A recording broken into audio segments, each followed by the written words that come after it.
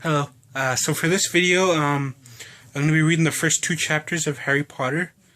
So this is going to be a series that I'm going to be doing for a while. I'm not going to do it like consecutively. I'm going to film other stuff too and upload different things too. But anyway, so yeah, these are the first two chapters, and if my voice sounds different than it does when the video starts, then you know when I actually start reading. It's because I've been reading for like a while now. Anyway, so yeah, let's get into the video. Hope you enjoy.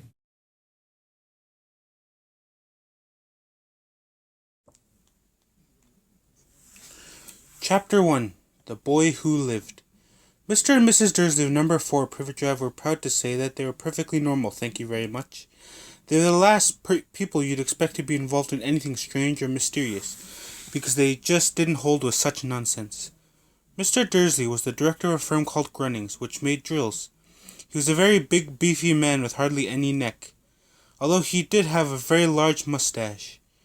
Mrs. Dursley was thin and blonde and had nearly twice the usual amount of neck, which came in very useful as she spent so much of her time craning over garden fences, spying on the neighbors. The Dursleys had a small son called Dudley, and in their opinion there was no finer boy anywhere. The Dursleys had everything they wanted, but they also had a secret, and their greatest fear was that somebody would discover it, and they didn't think they could bear it if anyone found out about the Potters. Mrs. Potter was Mrs. Dursley's sister, but they hadn't met for several years. In fact, Mrs. Dursley pretended she didn't have a sister, because her sister and her good-for-nothing husband were as un-Dursleyish as it was possible to be. The Dursleys shuddered to think what the neighbors would say if the Potters arrived in the street. The Dursleys knew that the Potters had a small son too, but they had never even seen him. This boy was another good reason for keeping the Potters away. They didn't want Dudley mixing with a child like that. When Mr. and Mrs. Dursley woke up on the dull grey Tuesday our story starts, there was nothing about the cloudy sky outside to suggest that strange and mysterious things would soon be happening all over the country. Mr. Dursley hummed as he picked out his most boring tie for work, and Mrs. Dursley gossiped away happily as she wrestled a screaming Dudley into his high chair. None of them noticed a large tawny owl flutter past the window at 8:30. Mr. Dursley picked up his briefcase, pecked Mrs. Dursley on the cheek, and tried to kiss Dudley goodbye, but missed, because Dudley was now having a tantrum and throwing his cereal at the walls. "Little tyke," chortled Mr. Dursley as he left the house. He got into his car and backed out of number 4's drive. It was on the corner of the street that he noticed the first sign of something peculiar, a cat reading a map. For a second, Mr. Dursley didn't realize what he had seen. Then he jerked his head around to look again. There was a tabby cat standing on the corner of Privet Drive, but there wasn't a map in sight. What could he have been thinking of? It must have been a trick of the light. Mr. Dursley blinked and stared at the cat. It stared back. As Mr. Dursley drove around the corner and up the road, he watched the cat in his mirror. It was now reading the sign that said Privet Drive. No, looking at the sign. Cats couldn't read maps or signs. Mr. Dursley gave himself a little shake and put the cat out of his mind. As he drove towards town, he thought of nothing except a large order of drills he was hoping to get that day. But on the edge of town, drills were driven out of his mind by something else. As he sat in the usual morning traffic jam, he couldn't help notice that there seemed to be a lot of strangely dressed people about, people in cloaks. Mr. Dursley couldn't bear people who dressed in funny clothes. The get-ups he saw in young people. He supposed this was some stupid new fashion. He drummed his fingers on the steering wheel, and his eyes fell on a huddle of these weirdos standing quite close by. They were whispering excitedly together. Mr. Dursley was enraged to see that a couple of them weren't young at all. Why, that man had to be older than he was, and wearing an emerald green cloak. The nerve of him! Then it struck Mr. Dursley that this was probably some silly stunt. These people were obviously collecting for something. Yes, that would be it. The traffic moved on, and a few minutes later Mr. Dursley arrived in the Grunnings car park, his mind back on drills. Mr. Dursley always sat with his back to the window in his office on the 9th floor. If he hadn't, he might have found it harder to concentrate on drills that morning. He didn't see the owls swooping past in broad daylight, though people down in the street did. They pointed and gazed open-mouthed as owl after owl sped overhead. Most of them never seen an owl even at night time. Mr. Dursley, however, had a perfectly normal owl-free morning. He yelled at 5 different people, he made several important phone calls, and shouted a bit more. He was in a very good mood until lunchtime, when he thought he'd stretch his legs and walk across the road to buy himself a bun from the baker's opposite. He'd forgotten all about the people in cloaks until he passed a group of them next to the baker's. He eyed them angrily as he passed. He didn't know why, but they made him uneasy. This lot were whispering excitedly too, and he couldn't see a single collecting tin. It was on his way back past them, clutching a large doughnut in a bag, that he caught a few words of what they were saying. The Potters, that's right. That's what I heard. Yes, their son Harry. Mr. Dursley stopped dead, fear flooding him. He looked back at the whisperers as if he wanted to say something to them, but thought better of it. He dashed back across the road, hurried up to his office, snapped at his secretary not to disturb him, seized his telephone, and had almost finished dialing his home number when he changed his mind. He put the receiver back down and stroked his mustache, thinking, no, he was being stupid. Potter wasn't such an unusual name. He was sure there were lots of people called Potter who had a son called Harry. Come to think of it, he wasn't sure his nephew was called Harry. He'd never even seen the boy. It might have been Harvey or Harold. There was no point in worrying Mrs. Dursley. She always got so upset at any mention of her sister. He didn't blame her. If he'd had a sister like that. But all the same, those people in cloaks. He found it a lot harder to concentrate on drills that afternoon, and when he left the building at 5 o'clock, he was still so worried that he walked straight into someone just outside the door. Sorry, he grunted as the tiny old man stumbled and almost fell.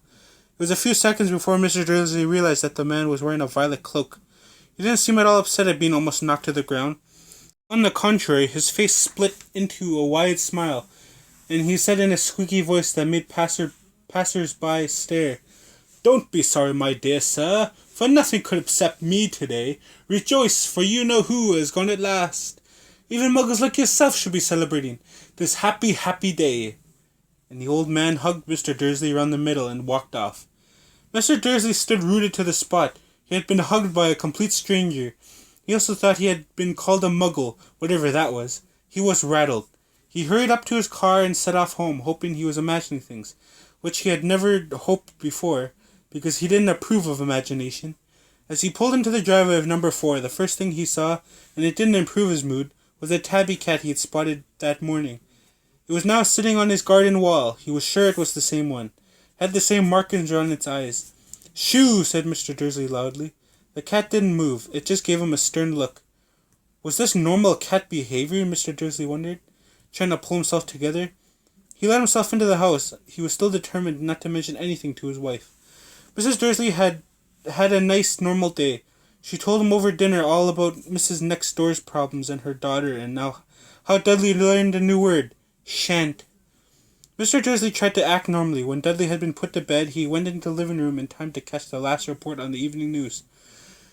And finally, bird watchers everywhere have reported that the nation's owls have been behaving very unusually today. Although owls normally hunt at night and are hardly ever seen in daylight, there have been hundreds of sightings of these birds flying in every direction since sunrise. Experts are unable to explain why the owls have suddenly changed their sleeping patterns. The newsreader allowed himself a grin. Most mysterious. And now, over to Jim McGuffin with the weather. Going to be any more showers of owls tonight, Jim? "Well, Ted," said the weatherman, "I don't know about that, but it's not only the owls have been acting oddly today.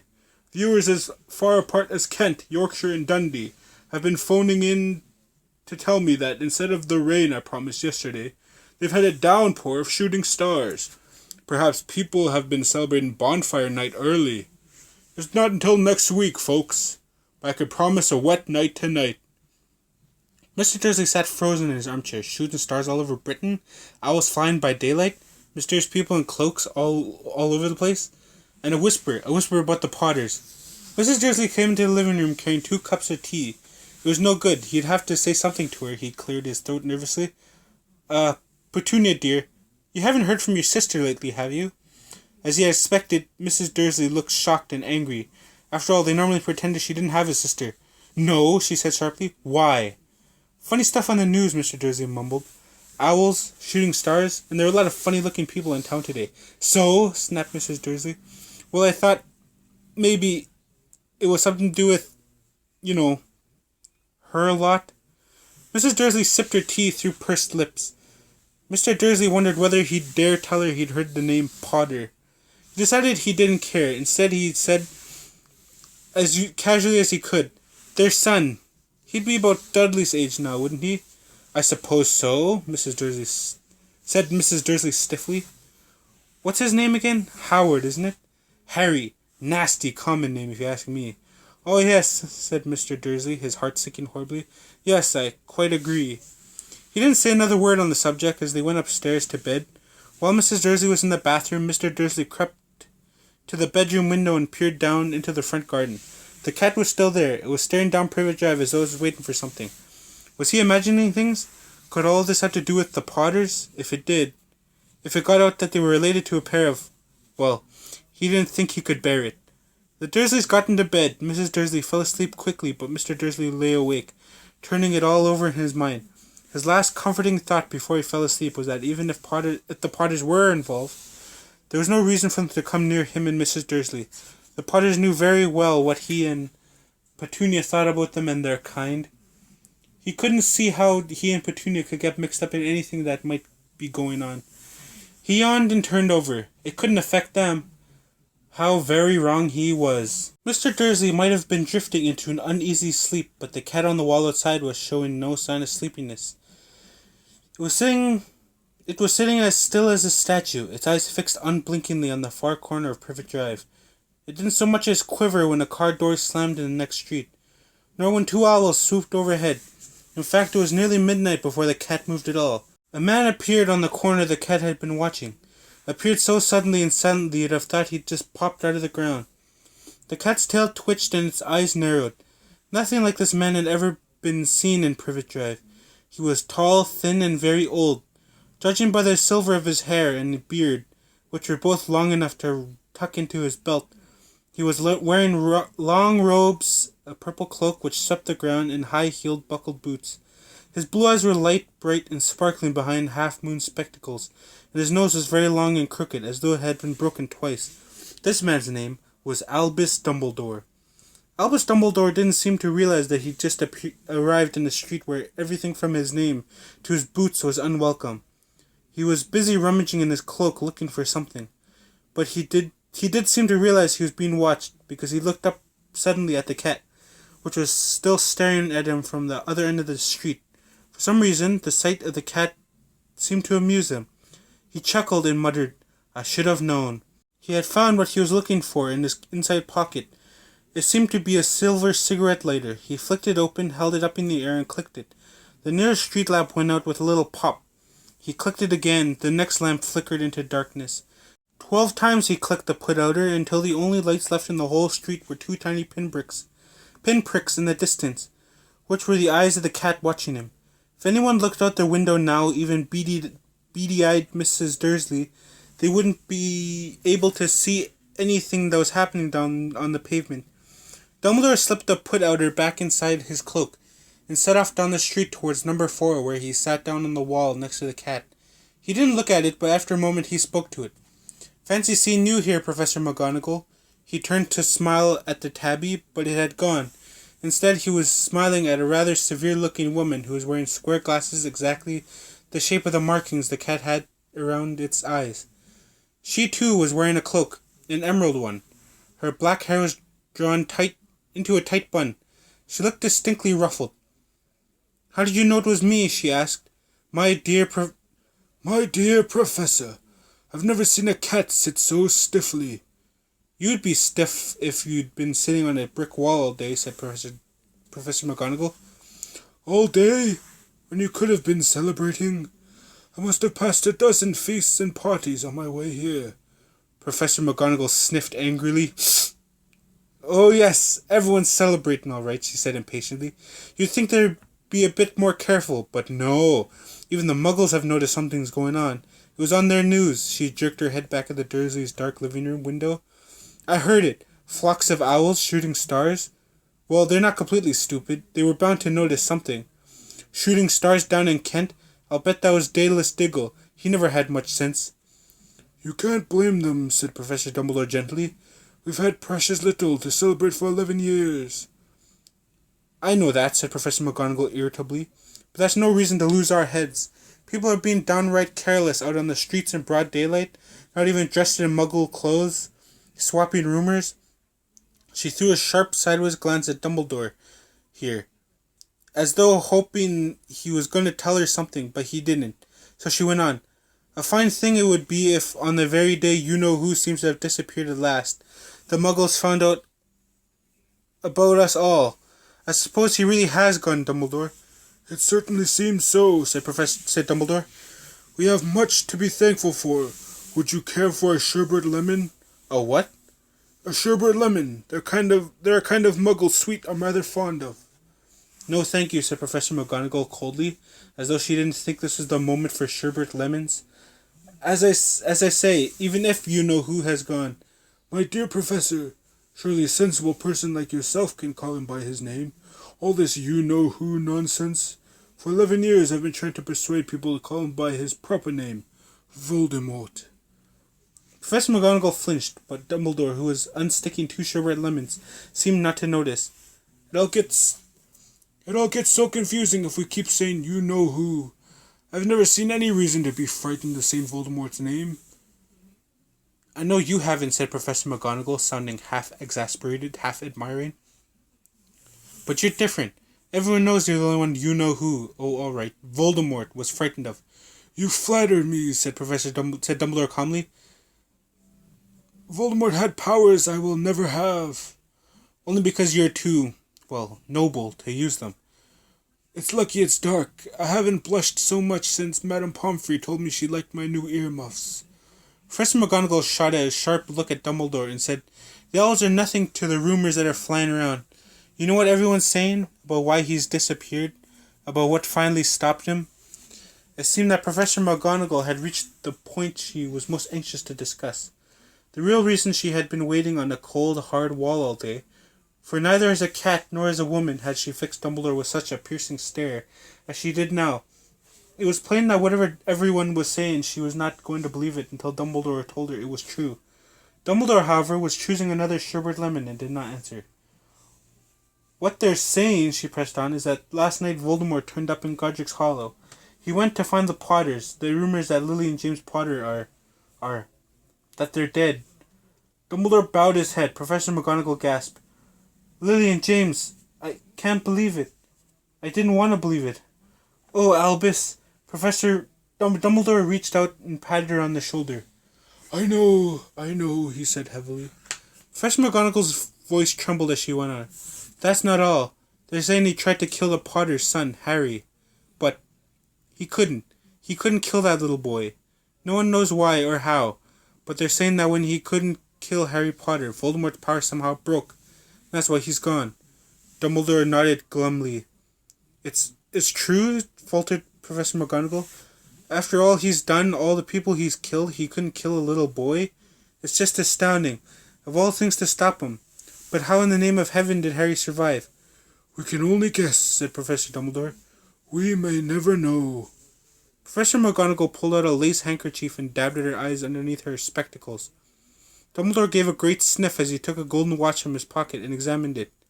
It was a very odd watch. It had 12 hands but no numbers. Instead, little planets were moving around the edge. It must have made sense to Dumbledore, though, because he put it back in his pocket and said, Hagrid's late. I suppose it was he who told you I'd be here, by the way? Yes, said Professor McGonagall. I don't suppose you're going to tell me why you're here, of all places. I've come to bring Harry to his aunt and uncle. They're the only family he has left now. You can't mean the people who live here, cried Professor McGonagall, jumping to her feet and pointing at number 4. Dumbledore, you can't. I've been watching them all day. You couldn't find 2 people who are less like us. And they've got this son. I saw him kicking his mother all the way up the street, screaming for sweets. Harry Potter come and live here? It's the best place for him, said Dumbledore firmly. His aunt and uncle will be able to explain everything to him when he's older. I've written them a letter. A letter? Repeated Professor McGonagall faintly, sitting back down on the wall. Really, Dumbledore? You think you can explain all this in a letter? These people will never understand him.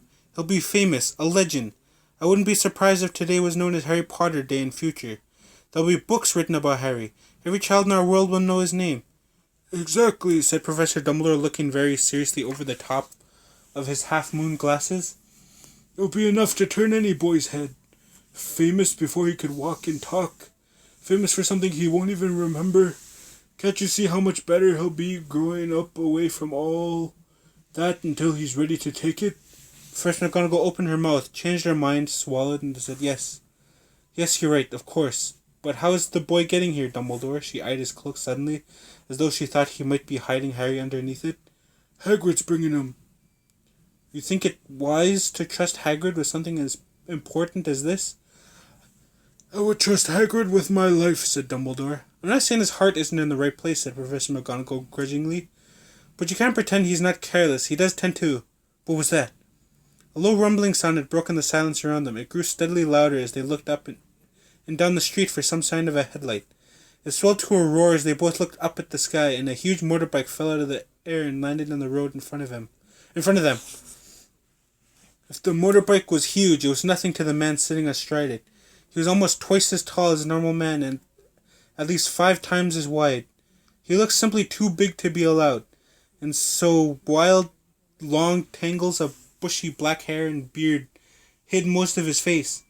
He had hands the size of dustbin lids, and his feet in their leather boots were like baby dolphins. In his vast muscular arms he was holding a bundle of blankets.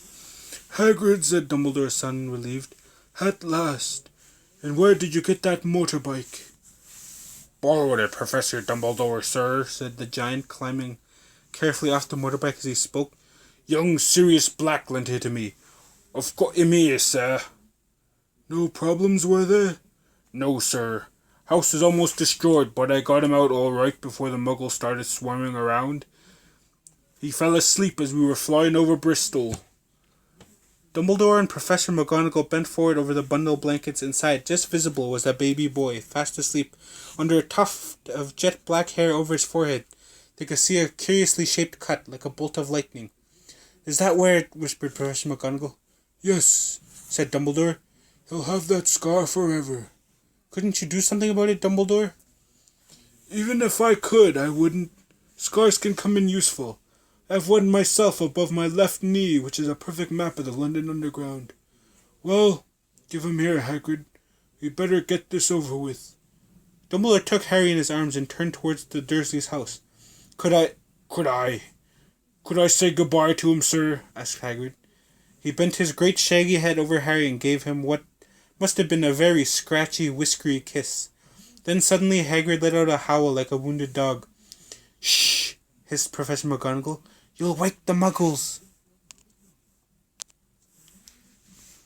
Sorry, sobbed Hagrid, taking out a large spotted handkerchief and burying his face in it. But I can't stand it. Lily and James dead, and poor little Harry off to live with muggles. Yes, it's all very... Oh, yes, it's all very sad, but get a grip on yourself, Hagrid, or we'll be found, Professor McGonagall whispered, patting Hagrid gingerly on the arm as Dumbledore stepped over the low garden wall and walked to the front door. He laid Harry gently on the doorstep, took a letter out of his cloak, tucked it inside Harry's blankets, and then came back to the other two. For a full minute the three of them stood and looked at the little bundle. Hagrid's shoulders shook, Professor McGonagall blinked furiously, and the twinkling light that usually shone from Dumbledore's eyes seemed to have gone out. Well, said Dumbledore finally, that's that. We've no business staying here. We may as well go and join the celebrations. Yeah, said Hagrid in a muffled voice. I'll be taking Sirius's bike back. Good night, Professor McGonagall. Professor Dumbledore, sir. Wiping his streaming eyes on his jacket sleeve, Hagrid swung himself onto the motorbike and kicked the engine into life, which, with a roar, it rose into the air and off into the night. I shall see you soon, I expect, Professor McGonagall, said Dumbledore, nodding to her. Professor McGonagall blew her nose in reply. Dumbledore turned and walked back down the street. On the corner he stopped and took out the silver put-outer. He clicked it once and 12 balls of light sped back to the street lamps so that Privet Drive glowed suddenly orange and he could make out a tabby cat slinking around the corner on the other end of the street. He could just see the bundle of blankets on the step of number 4. Good luck, Harry, he murmured. He turned on his heel and with a swish of his cloak he was gone. A breeze ruffled the neat hedges of Privet Drive, which lay silent and tidy under the inky sky. The very last place you would expect astonishing things to happen. Harry rolled over inside his blankets without waking up. One small hand closed on the letter beside him, and he slept on. Not knowing he was special, not knowing he was famous, not knowing he would be woken in a few hours' time by Mrs. Dursley's scream as she opened the front door to put out the milk bottles. nor that he would spend the next few weeks being prodded and pinched by his cousin Dudley.